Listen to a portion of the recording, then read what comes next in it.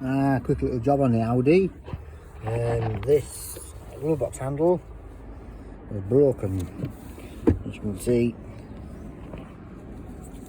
it's come off. That's broken off there. These are left-handed and right-handed. Left-handed is at the top. Right-hand drive is at the bottom. These are not cheap. These are about 90 quid on eBay. I kid you not. They're not cheap. I managed to find one at a decent price and I've just fitted it there.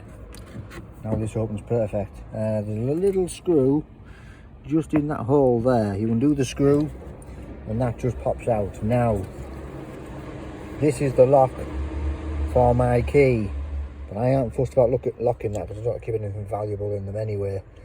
So I'm going to keep this in case I do ever need the lock out of it. And it's just a simple case of you unclip this, it comes out, and then you slot that one back in and it'll lock with the key. But I'm not too fussed anyway. I'll keep the handle, but I'm not bothered. So yeah, and the size of the screw is this green one, and that would correspond to, hang on a minute, which one does it fit in on my set? Great set, this from Aldi, I think. That is the green one is a T20. So that's what you need to just get that screw out. Now, fortunately or unfortunately, that hinge is actually broken.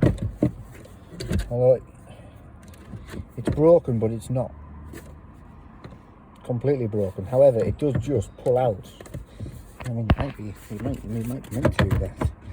If I give it a shake, that comes out. So get it on enough of an angle, and you can get right into that hole with your Torx bit, and then just slot it back in, close it. Job's a good one. I've got a working glove box again.